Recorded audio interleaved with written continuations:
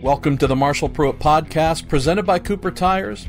Our guest this episode is our friend Jim Glickenhaus, who was the very first person to commit to the ACO and FIA's 2020, quote, hypercar regulations with his Scuderia Cameron Glickenhaus effort. Spent about an hour on the phone with Jim. I would love to give you a condensed version of everything that we covered, but if you know Jim, you just know to expect about 1,000 different things. Absolutely fascinating. Plans galore. Automotive production going on. In plans there to take place in Danbury, Connecticut, at the home of the former Garage Mahal of Duncan Dayton, with the Highcroft Racing American Le Mans Series team that once worked out of that facility. Also a facility that housed the now imprisoned Greg Lowles from the Farnbacher Lowles Ponzi scheme, stealing from a Greek Orthodox church, American Le Mans Series effort. All that stuff aside, none of that stuff has anything to do with Jim. I love the guy, and he has huge aspirations. He has the ability to do great things, both in racing and to become now a low-production supercar manufacturer. So that's honestly the bulk of the conversation, and rather than try and spell out or parse out everything that we got through, just dig in, take notes. Even I need to take notes because I'm forgetting some of the amazing things that we covered. So that's what we have in store today. You know, you can get every episode of the Marshall Pruett Podcast on iTunes, also on Podbean, Google Play, Spotify, Stitcher, you name it. Please subscribe. We'll also have every episode on our Marshall Pruett Podcast Facebook page, and we're just a couple weeks away from a dedicated MarshallPruettPodcast.com site that will launch. That will indeed be the one place to get everything and to figure out how to subscribe if that's a challenge. All right, let's get ready to row through the gears with our friend Jim Glickenhaus, all presented by Cooper Tires. I just thought it might be fun to start off talking about evolution of your role as a constructor, and maybe what led you to say, you know what, let's go big. Let's go really big here a couple years from now. For sure. I mean, you know, when I was a teenager and I traveled around the world going to races and things, it was really a magic moment. I mean, you didn't have to be a trillionaire. You could buy an MGB, drive it up to Lime Rock, and race it. And then if you didn't damage it too badly, even drive it home. And, you know, I was once with a friend who drove down to Sebring in his Austin Healey. And, you know, he told the story of when he got there, there was a guy with a card table, and they said, oh, what do you want to do? And he said, well, buy tickets. And he said, well, are you going to race or are you going to watch? And he said, what's the difference? I think it was $5 if you entered the race, $10 if you wanted to watch it. And he said, well, could I race? And he said, sure. And, you know, he said, well, I don't have a helmet. And they said, well, there's a sporting goods store down the road. You can buy a helmet. And he wound up trying to race in the 12 hours of Sebring. But, you know, it was a different time.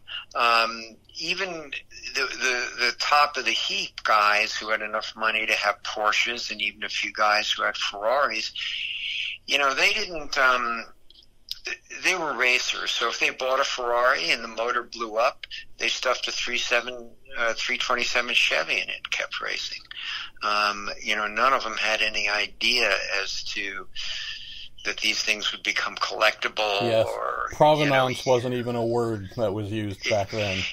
No, it wasn't a word, and I think that anyone who races just knows how silly this has become. I mean, you know, I remember being at Bridgehampton wrenching on my friend's Lola that was in the Can-Am, you know, and meeting people like Bruce McLaren and Mark Donahue and Jim Hall, who, I mean, Jim built his cars in Midland, Texas, put them on open-wheel trailers, towed them up behind white pickup trucks, and raced.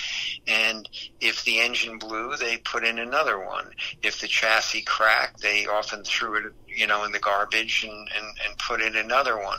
If they had two race cars and one split in half and the other crashed in the other side of it, they cut them in half and welded them together and made one race car.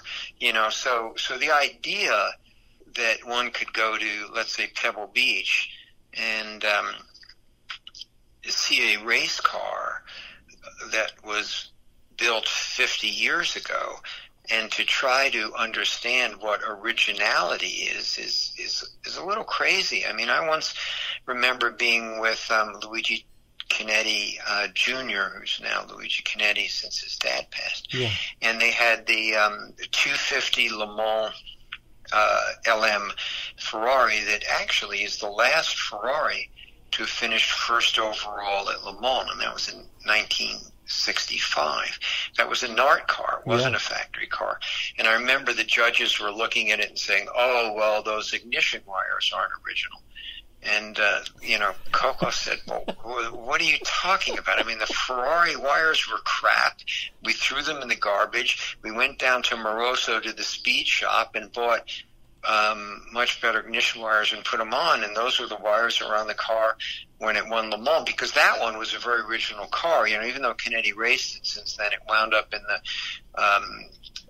Indianapolis 500 Museum, where it sat for many years, and it's actually pretty original. I mean, it was crashed since then and rebuilt, but it still has a lot of the original patent on parts and things on it.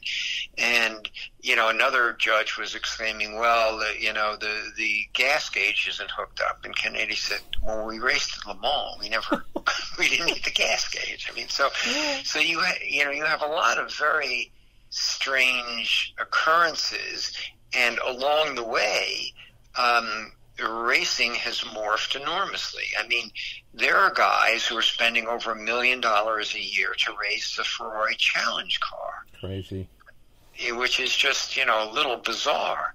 And forget about what the top LMP1 classes cause people like Audi, Porsche, and Toyota to contest with the old rules.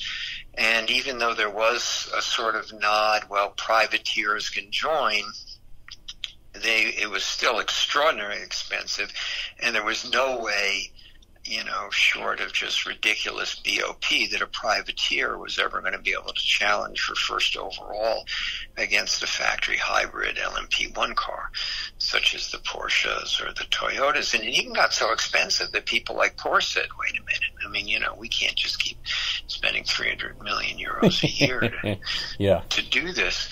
So I guess, this all boils down to, I mean, I remember the days when you drove to the track, taped the headlights, raced, and came home, where if you blew up the engine in your Can-Am Lola, you put a sheet of plastic over your bed in the Holiday Inn and rebuilt it overnight. Absolutely. You went to the parking lot sometimes and took engines out of your friends' cars and put them in your race cars. I mean, there are many Fords that, Mustangs that did that. And, there are even some stories, true or apocryphal, of guys that, rented 350 Shelby Mustangs from Hertz and raced them and then returned them. So for many years, I've sort of been advocating that the top class at Le Mans, in my opinion, had just gotten a little lost and gone into this, mega expensive, hyper-technical thing. And the other thing about the LMP1 cars is they are amazing. But, to someone who's not a car person, the LMP1 Porsche and the LMP1 Toyota, from 15 feet away, my wife could not tell the difference in them if they were painted the same. And they've become so hyper-technical that they really are much more akin to an F-16 aircraft than any car you could aspire to buy. In the 60s, if you looked at a T-70 Lola, Ford GT, a Ferrari P car, a Porsche, it was a dream car racing as a prototype, but it looked like a car. I mean, maybe someday you could own something that looked like that. And down in the GT class, I mean, there were Corvettes and Ferraris and Jaguars and, everything. So you could aspire to that. And when the new hypercar rules came out, I realized this was something, assuming the budgets were not just absolutely insane, and that the rules were buildable by normal human beings, which I guess we'll know a little bit more next week when the final rules come out. I thought that this was something that could be an evolution of what we were doing, which is we were building from the ground up. We started, of course, modifying a Ferrari Enzo. We made a one-off Ferrari P45 by Pininfarina, and then we made a race version of it, which we began modifying very extensively, and we added curves to it, and then we built from the ground up our SCG 003, and went to the Nürburgring. The reason we went to the Nürburgring is, in my opinion, the Nürburgring today is as close to Le Mans was in 1967. You still have a massive crowd that is a little bit like a cross between Burning Man and Woodstock. You have big factory teams, but you also have serious privateers.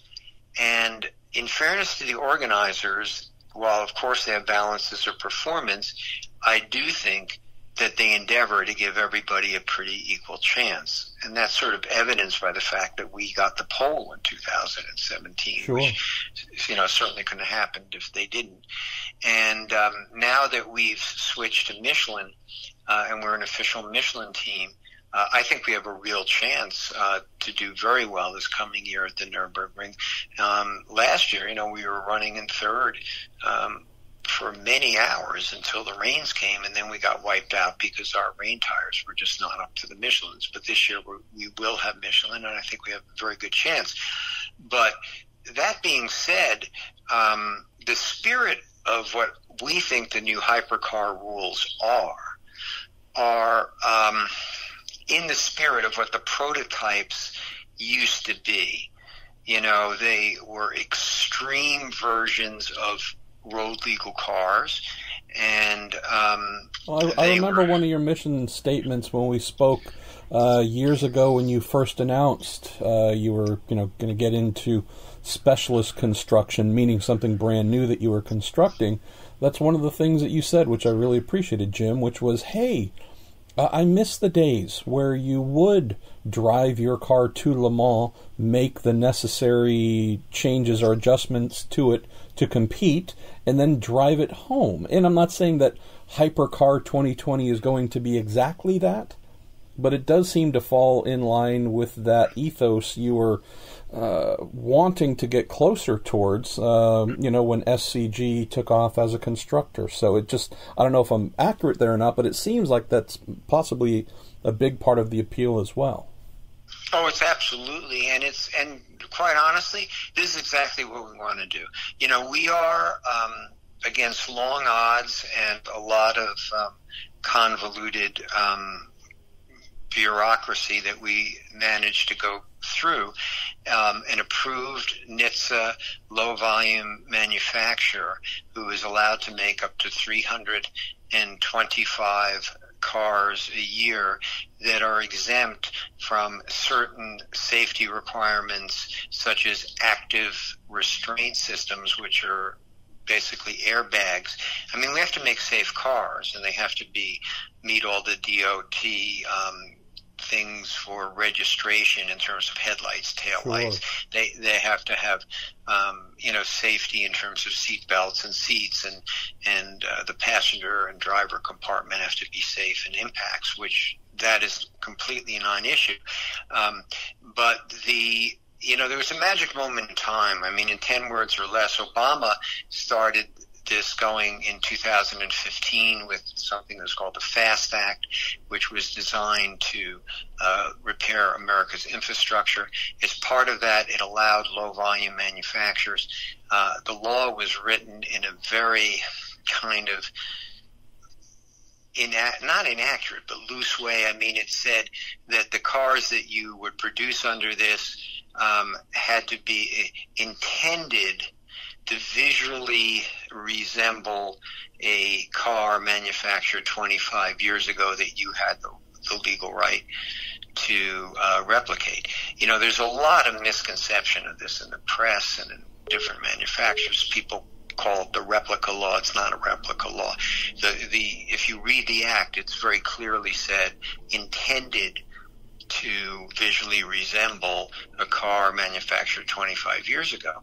And we found, cars that were manufactured 25 years ago, different ones, and we modeled our cars, we certainly we intended them to look like, but that is not a legal term in the sense of it has to be an exact one-to-one replica. It has to be identical. Sure. And, what visually intended to visually represent. But anyway, the regime changed, the Obama term ended, Trump came in, and there was a magic moment in time when we submitted our application and we disclosed all the information very exactly as to what our models were with pictures and diagrams of them, like the Arlo Guthrie song. And the law was written that they had to either say yes or no or do nothing, but if they did nothing after a period of time, our application was deemed accepted.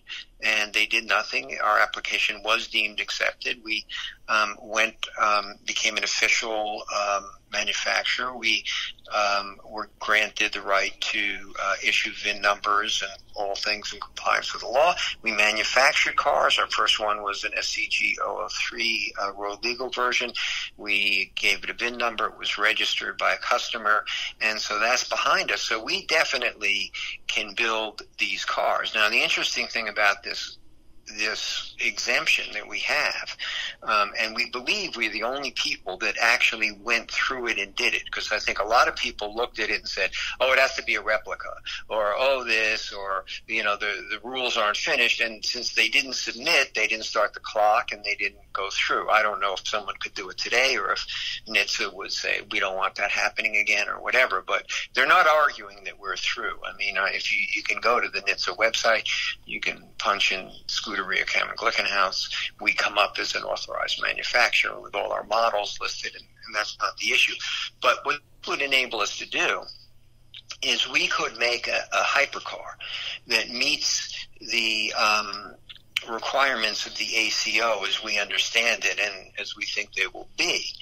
And we actually could drive this thing on a road-registered version of it from our factory, our European race factory in Torino to Le Mans, and then make some changes. Obviously, we would have to change the wheels and tires, and we would have to change the engine, because you can't, the hypercar engine is not going to be the same engine as a road legal engine, although oddly it's going to be close. I mean, the anomaly you have today in racing is that the road versions of, for example, an SCG 003 or a Ferrari 488 GT, 488, have more horsepower than the GT3 versions, right?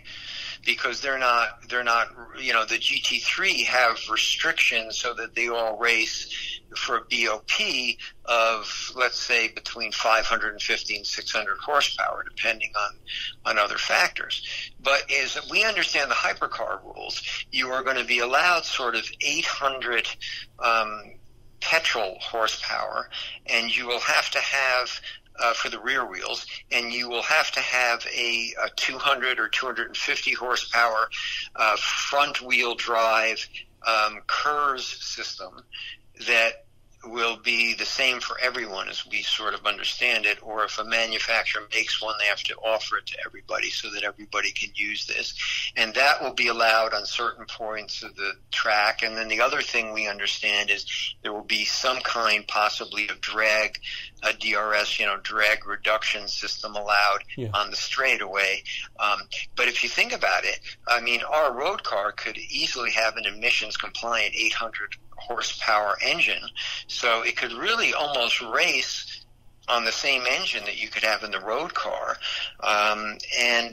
So our goal still remains to drive in a road registered SCG, we're calling it an 007 because it'd be our 7th model, to Le Mans, and then, do the modifications that you spoke of, race the race, put back on some road legal tires, and try to drive to Paris for dinner, as those guys did at Fouquet's with their 250 GTO back in the 60s. I mean, whether we'll make it or not, who knows, but we will try. And I think fans would love something like that, and I think a lot of, it might bring a lot of interest to Le Mans and racing again. So that's sort of what we're trying to do. So of the of the aspects of this, Jim, you've mentioned that you've been able to secure sponsorship for this, which I think is phenomenal. Just from the outside, looking at the news that has been coming out of your organization, it's nothing but positive. It definitely ticks the box of aspirational, right? This is something where you and your group have had desires. You've found an opportunity now. And this is maybe what I'd like to get into a little bit. With what you've done with the SCG 003 and such, and a lot of what you've had to do up till now, it's been, I don't want to say on the margins, but knowing that IMSA, WEC, and so on has not been compliant in letting your vehicular creations participate in their fairly regimented, structured series, you've been doing, a lot of 24-hour series, things where you can demonstrate the capability of the products, but you haven't had the keys handed to you to get into the more, the larger domestic or international series. Does this hypercar rule set something that you think has provided those keys, or do you think it's just a mindset change within the ACO and FIA to recognize that, the Glickenhauses of the world, those are people that we really do need to embrace in ways that we haven't before? So just curious if you have a feel for how this has opened up to allow you to do something bigger and I think more fun. I think it's been all of the above. Meaning, as we have evolved, we are now developing also a new sports car. It will be, one thing we're trying to do is make it much less expensive. The market and a number of people who can buy a $2 million car is a lot less than the number of people who might consider a $400,000 car.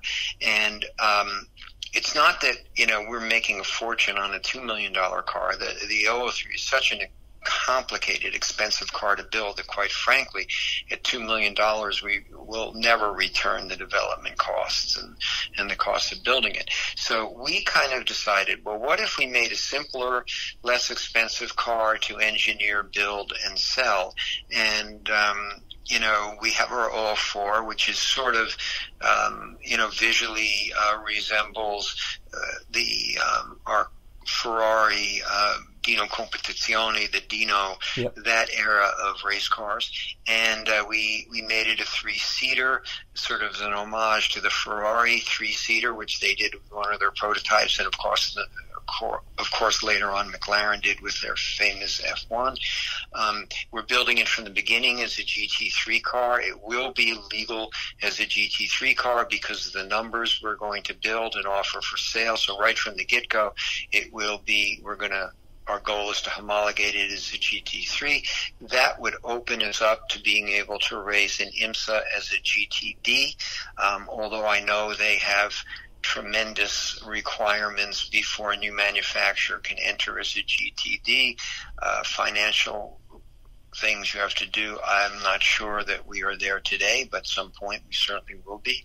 But I think, so on one hand, we were doing that. And the other thing we did is, we found a like-minded organizers in SCORE with the Baja 1000. Yeah. They... a number of years ago, I bought Steve McQueen's original Baja boot, which I just was fascinated with, and it's an amazing piece of history. I mean, this thing raced the Baja from 1967 continuously into the 80s. It won, it won the Baja. It won, it was in the mint when Hunter Thompson wrote his Fear and Loathing in Las Vegas. It's a pretty cool piece of kit. It was driven by McQueen and a lot of other people. And, I went to SCORE and I said, well, if we made a modern version of it, would you let us race? And their attitude was very interesting. How can we get you involved? Not like, well, why? And if you think about it, Ferrari and Lamborghini and Bentley and Rolls-Royce are all offering very, very expensive SUVs yep, now. And, I was kind of interested when one of the top magazines reviewed the Lamborghini offering and said, whatever you do, don't take it further than the gravel parking lot of your polo club. Yeah. So I began thinking, could we make a vehicle that could run the Baja in a real way, as you can buy it from us, completely stock, at the pace of, let's say, a pre-runner?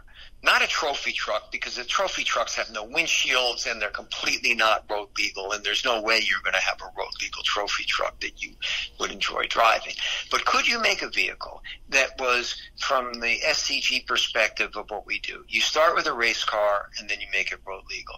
So could we start with a race version that visually resembled the McQueen's Baja boot, that you could register, it's road legal, but you really could drive from California to Ensenada, drive the Baja 1000, and drive home in it? And, could we make a slightly more luxurious road version only, so that if you just wanted a luxury tour of the event and watch it, you could do that, and then a pure race version?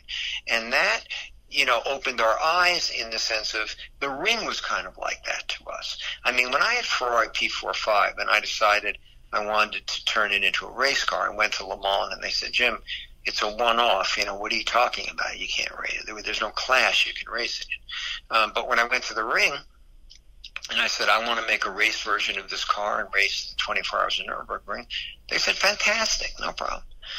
Now they later told me that every year 6 people come to him and say that, and no one had ever shown up. But there was a story that the team photographer for Audi told me. I met him in Sebring, and he pulled me aside and said, I have to tell you this. You'll find this interesting. He said, I'm the team photographer for Audi.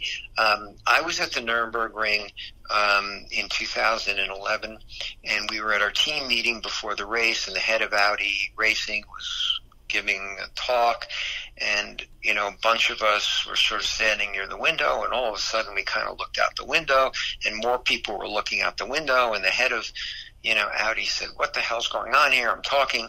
And then he went over to the window and he saw that our transporter had shown up. And so he said, this is a joke. It's going to be a kit car. I'm surprised he's even here. This thing's going to, we're going to blow it away, bump, bump. And everybody was staring at the window, so I said, okay, let's go down and see it. And he said, the whole Audi team went down, and you unloaded P45 Competizione. And he said, everybody got very quiet, and the head of Audi Racing said, holy fuck, they really built this thing. Yeah. And no matter what you thought of P45 Competizione, or no matter what its race record was, and it certainly wasn't bad. It won in the SPX class, and it won an FIA championship for alternative energy when we made it a Curse car. It wasn't a joke, and it was a real car, and it performed very well, and it brought in a lot of fans. So Score sort of was the same way. Now, I think on the other side of it, what you were asking about earlier, the ACO had to think about this. They had to see it. And at a certain point, I'm not saying that I'm the reason that there's a hypercar class or anything like that. I'm not saying that. But I'm saying I do believe that they took a look at what we did and the fans that liked it and the costs, and they sort of said, what's not to like about this? And who knows where it's going to go? I mean, the guys who have signed a letter of intent with us, and now we're going to a contract with them to provide the sponsorship, they are doing it because they are SCG dealers. They're going to sell our road cars. They believe that if we race at Le Mans, this will be great advertising for the future of our road cars. They also want to set up a race program in the United States for amateurs, so they will provide transporters, mechanics, driving coaches, track days, test days for our clients who would want to get a pure track day version of one of our cars, either a GT3 version, or in the future we're going to build a GT4 version and race that, so they will get revenue from that. And the other kicker that we're going to do is we are going to make a limited edition of, let's say, 25 road legal examples of our Le Mans LMP1 hypercar, and we are going to sell them, and 100% of the profits from that is going to go to funding the racing. So, listen, this is going to be your last chance, I believe, because of regulations, to buy a car that is road legal and will, for all intents and purposes, be virtually identical to a car that can run in Le Mans in 2021. And that's pretty cool. I mean, that's like buying, one of the original P Ferraris or Fords that ran in 67, and you can legally drive it on the road, and, it's a bit of history. So that's sort of where the funding for this is coming from. Now, I am very excited that, they see the value in it and want to participate. And, how much the dollar amount of that will certainly impact just, how cool a car we can build. There's going to be no profit in it. 100% of the money we get is going to go into the program. Yeah. But on the other hand, if the money is less than I would love it to be in my dreams, we're still going to go ahead. We're going to find a way to build this and do it. And I think that the time has come for something like this, and that's who we are, and that's what we're going to try to do. Amen, Brother Jim. I wish I had a choir here. They'd be singing following that little sermon, which, again, this feeds all the sensibilities that at least add up in my brain to good things. Let me ask one final kind of wide-ranging question, then I've got a couple more specific racing items before we wrap up. So when you said, hey, we're doing the P45, we're going to do a couple of, I would say, passion-based projects, right? It's not going to be cheap, it's going to be heavily involved, but I want to do this. That then graduated to, well, hey, let's do a little bit more. Okay, the 003, great. You appear, and tell me if I'm correct or the mindset, but you appear to be at that jumping off point, Jim, where specialist projects, lower volume, in-house things with the potential of a modern version of the Baja boot, the NHTSA rating and such, allowing increased volume production. It's not just, hey, we're going to add a slight bump in production, but you appear to be at a place where you could start getting into not only bigger production numbers, but now that you're looking at something that's kind of off-road based, lower cost segment, racing versions, GT3, GT4, this looks like you're at a place where things are transitioning from passion and hobby to pretty serious undertaking. Is that something you are happy with? I mean, obviously you wouldn't do it if you didn't like it, but just curious, mindset-wise, there appears to be a little bit of shift of a mission statement, or was this a secret goal all along? No, it certainly wasn't the secret goal all along. I mean, this was, I think a lot of people spend a lot of time on goals and on where you're going to be in a year. I think the danger in that is that you don't enjoy the journey and you don't learn from the journey. So I had no goal when I started off other than I wanted to race a version of this one-off that I had made with Pininfarina.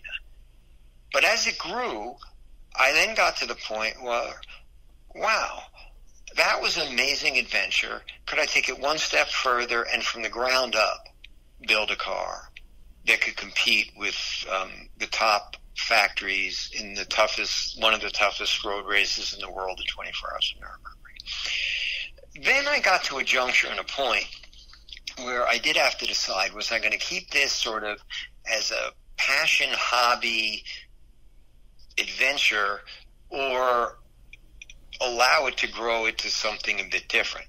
And, I had a long conversation with my son, and I said, look, Jess, whatever time I may have left, I'm not, 25 years from now going to be standing in the rain at the Nuremberg ring at 4 a.m. anymore. So, you have to let me know if this is something that interests you, and if you want to come and become involved in it, because it's going to take more than me to move it into the next realm. And he thought about it and decided this was something he wanted to do, and he has been invaluable in helping me get this monster under control and moving it forward in an orderly fashion. Now, where it could go, it's interesting what you say. We just bought a factory that has some really cool history. It was originally, it's at the Danbury Airport. It's the round building. It originally was the Maxim Corp who built these giant turntables for railroads and for skyscraper restaurants. It then was Dick Fritz's America spec, which, federalized all those wonderful cars. Yeah. And then it was Highcroft Racing, Duncan Dayton's Acura LMP1 headquarters. And then it sort of was bought by an Audi dealer who has a huge repair facility at the Danbury Airport, and he used that building, and we've just bought it from him.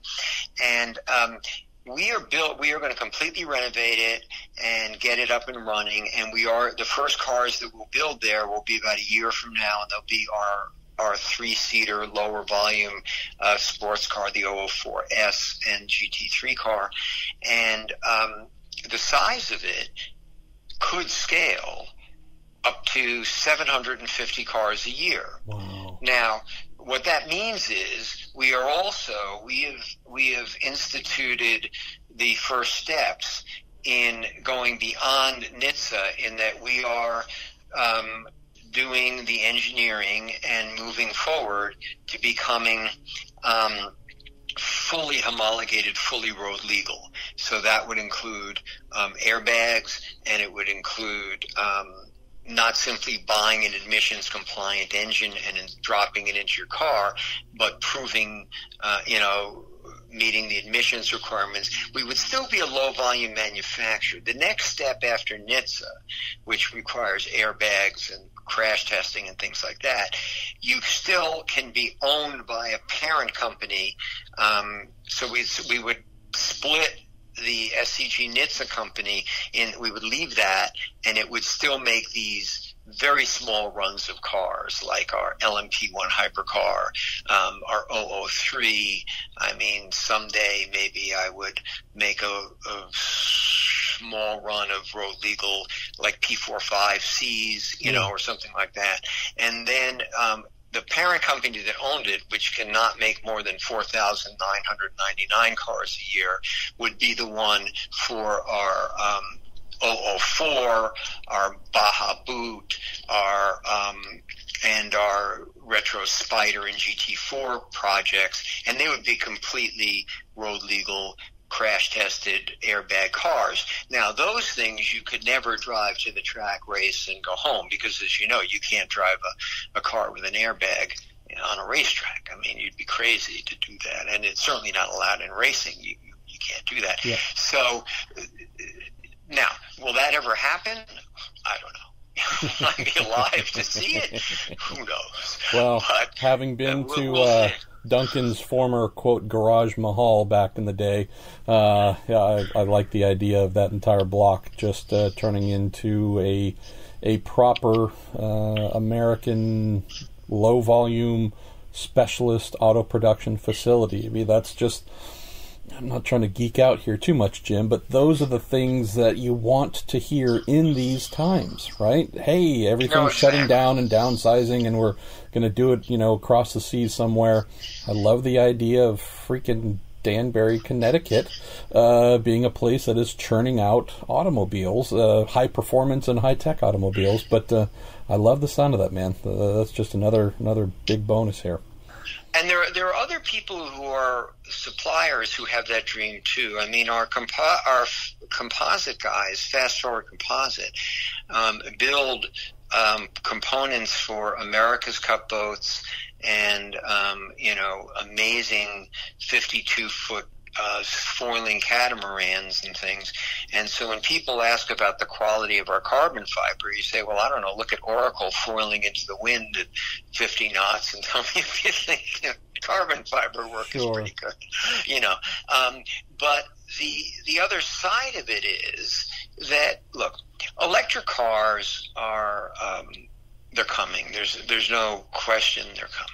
And I think the dirty little secret of electric cars is that all the major manufacturers want to make them because it takes much less labor to make an electric car than it does a mechanical gas car. And I think that's what you're seeing with General Motors with these layoffs. It's not that they magically became more efficient, but as they go from gasoline-powered cars to electric cars, and Porsche and Volkswagen, you definitely see this, and they've come flat out and said it, that it takes, that they can get rid of 20% of their workforce, because electric cars really are much more like putting together Lego sets. You have a platform of batteries and wheels and tires on it, and you put a body on it, and it's a much easier thing to assemble than a 12-cylinder gasoline motor and gearbox. I mean, there are no gearboxes in electric cars, right? The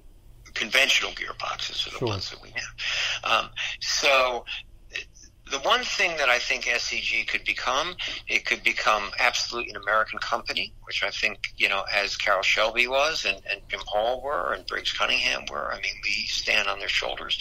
But the other thing that it could become is a company that makes sailboats, in the sense of, I don't literally mean sailboats, but I mean sports cars that you drive on Sunday in the same way that people still go out in sailboats today. There's no reason that you have to take a sailboat out today.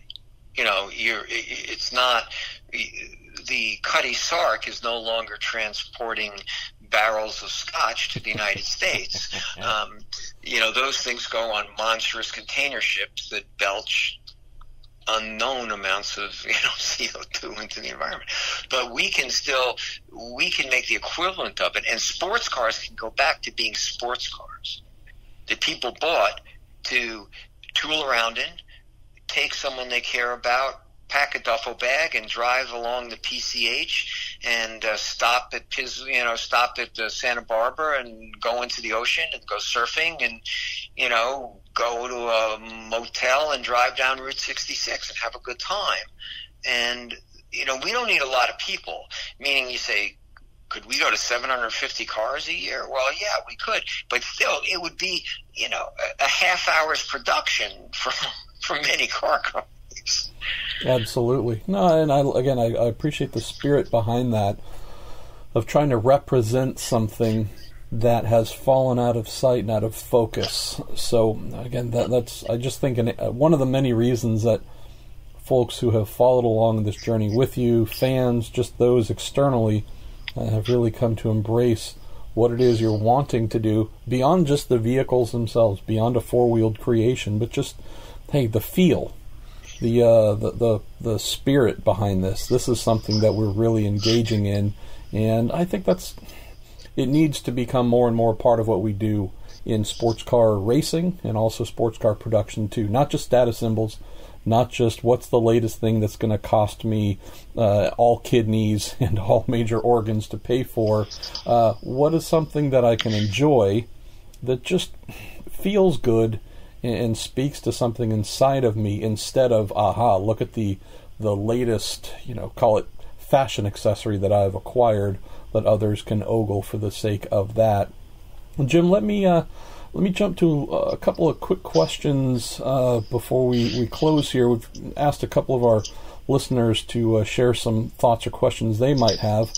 And one of them, let's start off with, actually, this is just a nice statement that came in from James Counter, who said, don't really have a question, but from a fan's point of view, please thank Jim for being so open while taking on the giants of the racing world and just being generally awesome. So we've gotten a lot of folks who've offered that. Another theme of questions that we've gotten, I'll use Chris Humphreys here. He says, if you could pick any engine manufacturer and type for your new hypercar project, what would you love to run? So not so much asking you to reveal top secret things, but just, hey, if you could have anything, is there a particular internal combustion solution that you'd like to have? Yeah, I mean, the one thing that we've come to know with composites is they're really amazing things. And there are high temperature resin composites that you could, for example, make an engine out of, an entire internal combustion engine out of.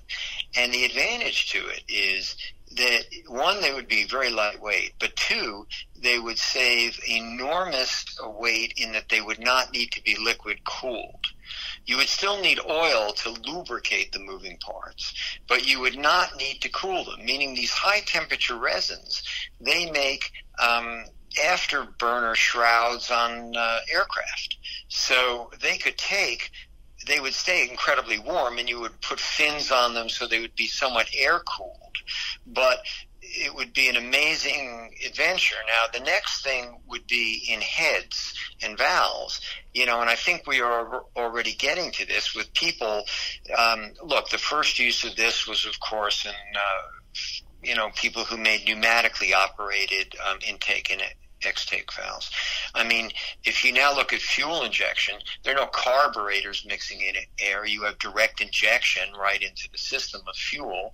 So the idea that you could control the combustion cycle, the exhaust valves and intake valves, either not necessarily pneumatically, but let's say electrically or electronically, you could cut down enormously on valve train weight. You wouldn't need camshafts, you wouldn't need rocker arms, you wouldn't need valves.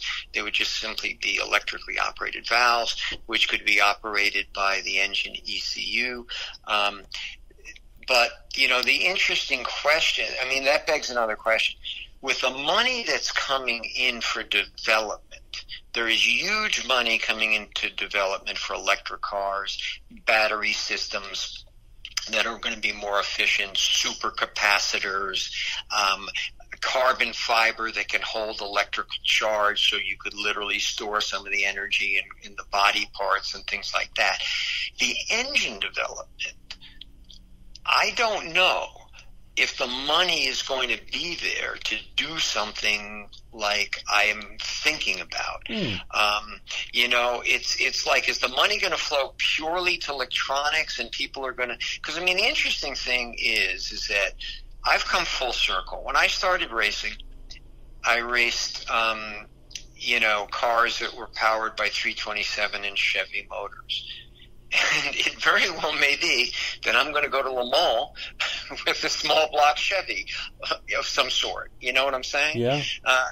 That's the ones that, in our road cars, in our new 004, we are getting crate engines from General Motors that are legal for us to use under this NHTSA thing of 750 horsepower for, a very reasonable amount of money. And, interestingly, we are speaking with the regulators at the FIA and things, and we may race with that engine if we can figure out the restriction of a supercharged small block Chevy motor. And because what they're saying is they want our GT3 road engine and race engine to be the same one. Now, it may be that they'll say, no, it's fine. You don't have to make it supercharged. You can make it the normally aspirated, similar to a GT3 Corvette motor running at Le Mans or a GTE motor running at Le Mans. I don't know what they're going to do for GT3. If it was GTE, it wouldn't be an issue. For GT3, it might be. The road Corvettes are supercharged. Just so far as I know, the GTE Corvettes are not. They are not. Yeah. So, but I don't know about in GT3. But, weirdly, I have come full circle. From, P45 Competizione raced basically a Ferrari GT2 motor that we changed around a lot. We made it 4.5 liters. We reconstructed a lot of it. We did a lot of work to it, as tuners often do. And But now we've come sort of full circle to the General Motors. If, I was a trillionaire, I would develop this carbon fiber electronic valve engine that was air-cooled and weighed nothing and, made as much horsepower as you need. Whether or not there will be the money or the will for that, it's kind of hard if you're making 750 cars a year to get someone to pay for that engine. Yeah, absolutely. Versus a crate engine from General Motors that makes just about as much horsepower, and it needs the weight of radiators. But the weird thing about racing is, with BOP, there is not such a great advantage in smart engineering in this sense.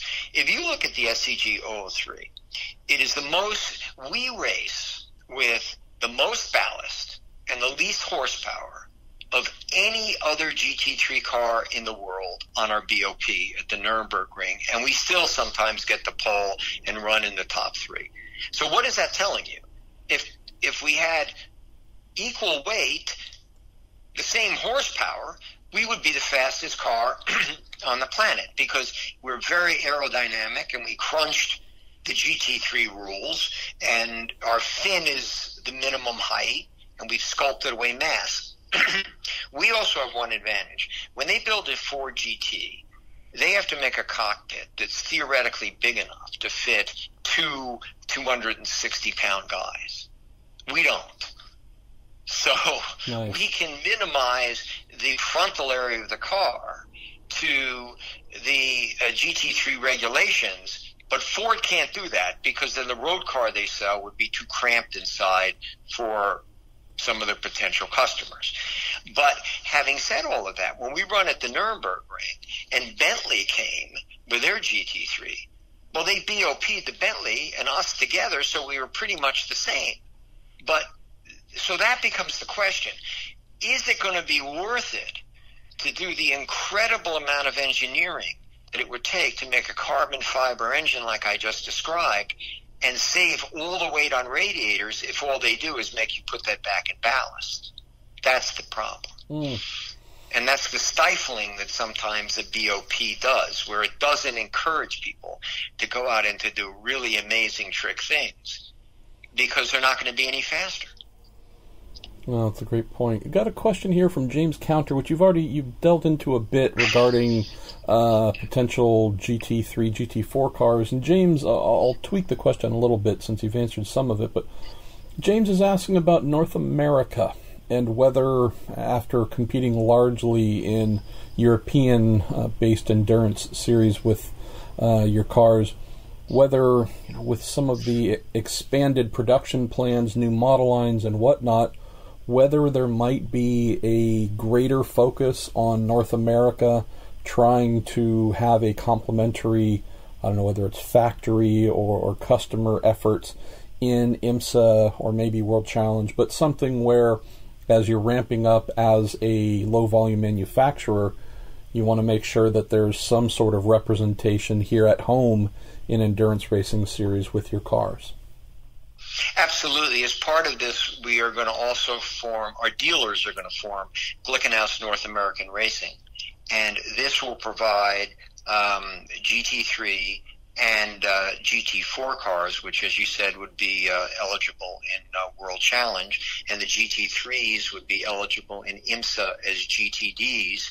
And we hope that our customers will enter a lot of U.S. races, and our factory, which will remain Glickenhaus Racing, will absolutely enter these races as well.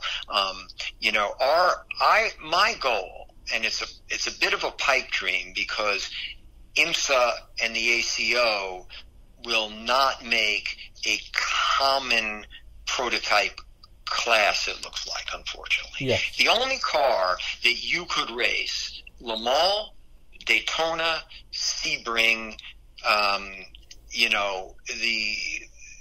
basically the world championship races that one could race in 67 would be a GTE car, yes. Right? Because you could race a GTE in IMSA and Daytona, and you could race it at Le Mans and Spa and the other places.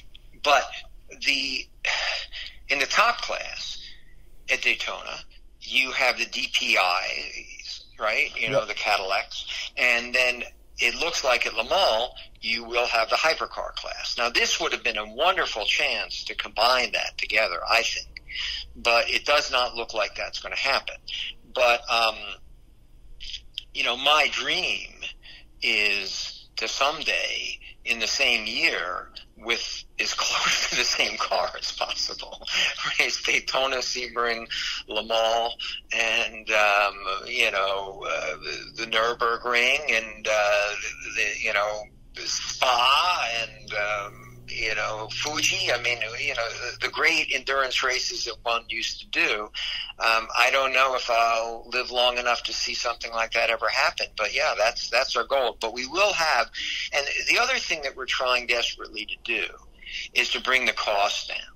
Now, the problem is, when you're a small volume manufacturer, it is so difficult to meet the transfer price or the production price, the unit price that Ferrari can build a car for. I mean, it's unbelievable how inexpensively Ferrari can build a 488, their cost, or McLaren can build one of their cars.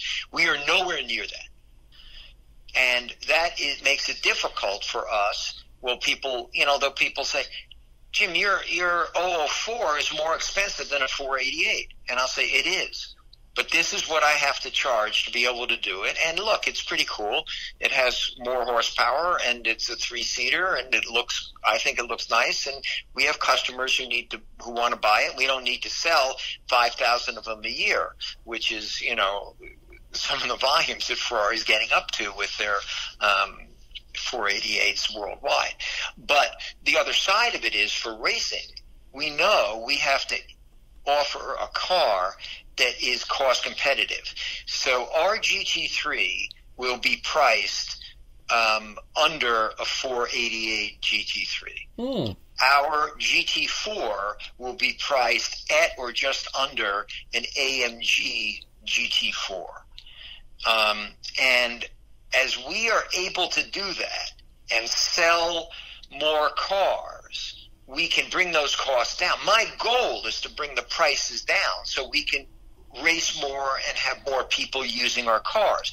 And, it's not just people buying our cars. I mean, if you go, our website is glickenhaus.racing. And if you go there, you'll see a team store. And we sell team gear. 100% of the profits from that store go to racing, period. End of discussion. So if you buy a hat from us for whatever it costs on there, whatever profit we make is going to help us race. And that's, what we hope in the future will happen, that more fans will go buy a hat, buy a coffee mug, whatever the hell we sell there, and that more people will say, you know what, I'm not going to race a BMW GT4. I'm not going to race an Audi GT4. I'm not going to race an AMG GT4. I'm going to race an SCG GT4 because I just want to be part of this and help it go. And the same thing I hope happens in GT3. And I hope that there are 25 people who, for the hell of it, if nothing more, buy one of our LMP1 road legal cars and buy our other cars, because this is what Ferrari was when he started.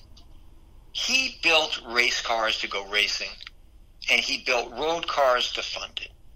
And that's what SCG is today. We are a lot different than what Ferrari has become today. And Ferrari is a great, wonderful company today, but it is completely different that when Mr. Ferrari was there and my friend Mr. Canetti Sr. was there, it just is different. And that's what we're hoping to bring back. We're hoping to bring back the early days of racing and customer teams like NART was to Ferrari, which Glickenhaus North American Racing will be to us. I love it. Well, let me ask one final question here, and this comes in from our friend Andrew Baca, who says, are there any, I guess you could say, mainstream, large volume manufacturers that you know that might get involved in the 2020 regulations that you would particularly enjoy beating?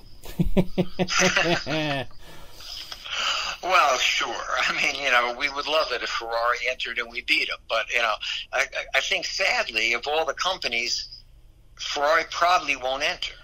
And the weird thing to me about Ferrari is they have not won Le Mans first overall since 1965, and that was a customer-teamed art. And the factory has not won it first overall since 1964. And that's a long time ago.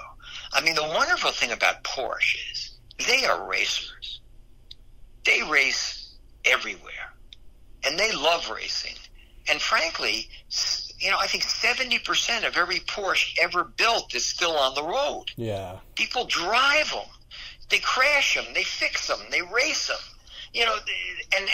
And in fairness to, Mercedes and Audi and Corvette and all of these people, they're racers. So if you're asking me what factories are going to go, I believe, and I have no inside information on this, but I believe that Toyota absolutely will be there. And I respect them enormously, and I love racing against them at the ring and through Toyota.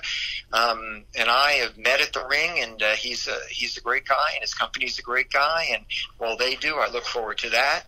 And I would love it if Porsche did it. I certainly, I wouldn't want to. I have no hidden desire to beat them anywhere any more than any other company. I think Aston Martin is a great name. I'd love to see them racing again. You take Jaguar. Jaguar in the 50s won as many races in sports cars as Ferrari did. It was just that they sort of stopped. And I would love to see them back at Le Mans in the top class. I mean, Lamborghini. I'd like to see Lamborghini. And they're part of the Porsche Volkswagen group, so, they're not the same company that when Mr. Lamborghini owned it, and my friend, was their test driver, Bob. But I think it's a bit sad. I think, and the other reason I think Ferrari probably would not enter is because of the BOP. They would have no better chance of winning than us. They wouldn't be a guaranteed win. And I think that, I think Porsche races, if they went and we beat them at the 24 Hours of Nürburgring or in the new LMP1 class, they would be the first ones in our pits to give us a hug. I mean that. Yeah. They're sportsmen. They love racing. But I think that Ferrari would think that this was the end of the world if, we beat them anywhere. So, they don't show up as a factory in sports. They don't race factory sports cars anywhere in the world, period. It's amazing. I mean, it's kind of shocking to me. I mean, Aston Martin does, Porsche does, Toyota does, Hyundai does, Ford does, and I would love to see Ford do it, although the rumors are that both Ferrari and Ford are not entering the LMP1 class. And, who knows? But they're a lot different than when my friend Carroll and Jim Hall were around in the 60s than it is today, that's for sure. Well, we're not only looking forward to the final regulations coming up here shortly, but also hearing more about ongoing and upward moving plans for you and what you're doing with your team, Jim. So, as always, thank you for taking some time, and just know how much folks really appreciate the time that you do give to bring folks inside of your operation. Oh, thank you so much, Marshall, and happy holidays to all of you guys. And if you're ever at a race where we are, just pop into the pits. We're easy to find, and say hello, and we'll show you around, and Sal will make you cappuccino. And that was our man, Jim Glickenhaus. He just put out a call to Tesla's Elon Musk, asking if the all-electric company was interested in providing hybrid systems for their 2020 hypercars. So, big things, big plans, big goals by Jim. And if it wasn't clear as what I mentioned in the intro, I really appreciate the guy because he has the means to do cool things, is insistent upon doing them and doing them his own way. Very similar to many of the folks in the sport who we've come to love over the decades for having that pioneering maverick-type mindset of, no, you and your little rules, you can just play with them on your own. I'm going to do things on my own or as differently as possible because that is what makes sense to me. And ultimately, that is the spirit that founded the concept of motor racing, if not most sports altogether. So nothing but respect for Jim. All right, I'm Marshall Pruett. This is a Marshall Pruett Podcast presented by Cooper Tires. Thank you for listening.